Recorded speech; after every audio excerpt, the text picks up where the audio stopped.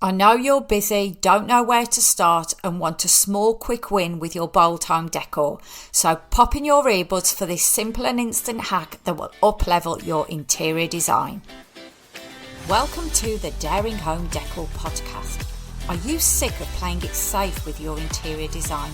Do you want to get confident with colour and pattern and learn DIY hacks so you can actually finish your home projects? Do you dream of being adventurous with room makeovers but lack the confidence to start, not to mention being clueless of how to get your husband on board? Don't worry girl, I got your back. I'm your host, Cara Baker, serial decorator and content creator. I tried to design our home with personality and style, but everything felt disconnected and lackluster. Then I cracked the code to successfully decorate with bold interior design. In this podcast, you'll learn how to get brave with your DIY and decor choices, steps for daring room makeovers, plus unique and quirky home styling, so you can create a fun and functional home with pizzazz and glam. So grab your paintbrush, put on those overalls and let's get decorating. Before we start, if you put your hand up to any one of these three questions, I want you to do me one teeny weeny small favour. So the first question is, put your hand up if you're a regular listener of the podcast. I'm so happy every time somebody tells me that they're a regular listener of the show. So if your hand is up, then thank you very much. Question 2 is, put your hand up if you've learned at least one thing from the podcast. Hopefully, if you've listened to any other episodes before, you will be putting your hand up. Otherwise, I'm not doing my job right. And lastly, question 3, put your hand up if you think I'm putting out valuable free content. Well, I know it's free and I sincerely hope that it's valuable too. Well, if you put your hand up to all 3 questions, you've got to do this. And if you put it up to 1 or 2, I think this is a fair exchange. All I'm asking is for a couple of minutes of your time to leave me a review. It will take you 2 minutes at most. And I'm going to tell you now exactly how to do it. Click on my podcast on Apple Podcasts. Scroll down till you see the purple writing that says write a review. Click on the writing and then hopefully leave me a 5-star written review.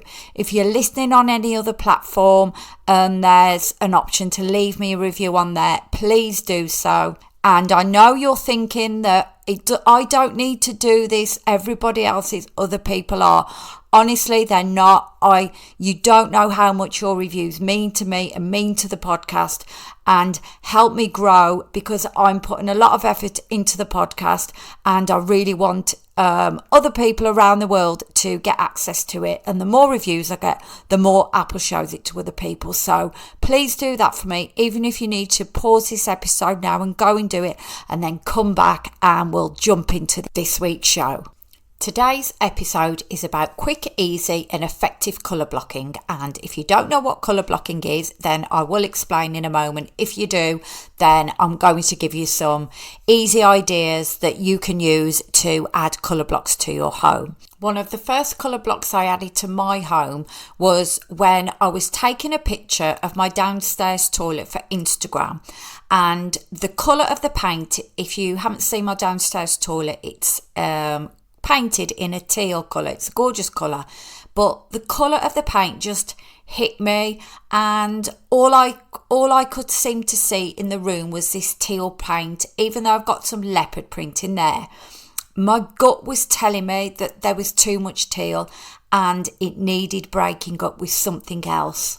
And I came up with the idea of adding a gorgeous blush pink circle on top of the teal colour paint. And I have to confess, it took me absolutely ages to get round to doing it. And I don't know why, because once I actually did it, it was super quick and easy to do. And if you want to see a picture of the colour block circle in my downstairs toilet, then you will need to join the Facebook group, because there'll be a picture of it on there. Or if you're on my email list, you'll have had an email with a picture of it on there too. And if you're not on my email list, then why not? You can join my insider list and you will not only get weekly updates of the podcast episodes, but you will also get some free printables that you can display in your home, and you will get early bird access to any special offers that I have, and also I give you a weekly bold decor tip on there too. So if you're not already on my email list, then go to daringhomedecor.co.uk/insider, and I'll also put a link to that in the show notes. So hopefully you'll now have some way of seeing the downstairs toilet that I'm talking about and the gorgeous circle pink colour block in there. So I'll start off now by just explaining what colour blocks are when it comes to home decor. And basically it is what it says on the tin. It's a solid block of colour in your home decor.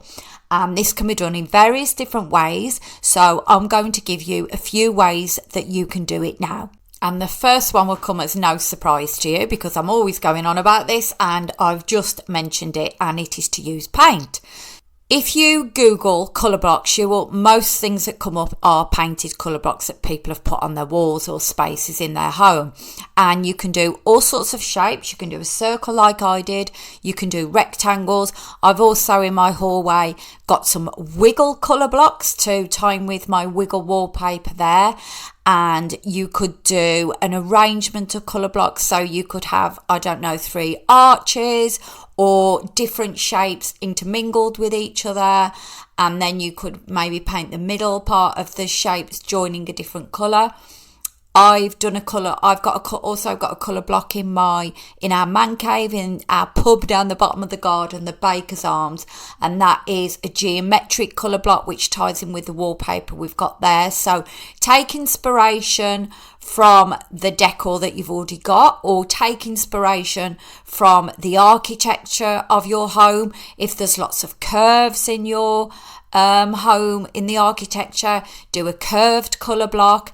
And like I said, Google it and you'll get all sorts of ideas and inspiration. You can use colour blocks to bring items together. So you could do a colour block at the back of your gallery wall, and that just grounds all your prints together. You could do a colour block ceiling. I know if you've already got a colour on the wall, having a different colour on the ceiling might be a bit out there, but what you could actually do is do more of a neutral colour on the walls or a light colour on the wall, and then do a big statement ceiling in another colour. That is so effective. And also if you live in a period property and you've got a pictorial around the top of the wall, doing the ceiling and just the top of that pictorial in a different colour also can look very effective. You could paint pillars that you've got in your room in one solid colour. You could paint around the window reveals in one solid colour. You could paint doors in one solid colour. So there's all sorts of different ways that you can add a colour block into the room using paint. The next way that you can introduce a colour block into your decor is to use furniture. An example of this could be a bold coloured sofa, and this would obviously need to be within the colour palette that you're decorating your home in. And if you haven't already got a colour palette for your home, or you're struggling with what colours to use, I've actually got a free home colour palette guide that you can download. So I will put a link to that in the show notes, and you can also, if you want to go straight there, the website address is daringhomedecor.co.uk/home-colour-palette, and that's the UK spelling of the word colour, COLOUR. So you can add a colour block with any type of furniture. You can use a sideboard. I've actually got a drinks cabinet in our kitchen which I've painted orange, so you could class that as a colour block. It's normally when the whole thing is one solid block of colour. I have got some gold geometric design on there too, but it's mainly orange, so I would class it as a colour block. Kitchen cupboards are a great way of adding a colour block into your home. I've got some, they're kind of a light bluey tealy grey colour, so not a bright colour but still a block of colour. And I've seen kitchens on Instagram where they're all pink or all yellow or all green, and they do look amazing. So that's another idea there for you. And the last way that I've got for you to add a colour block to your home is with accessories. This can be various things. You could use a throw. If you had a throw all in one colour, you could put it over your sofa.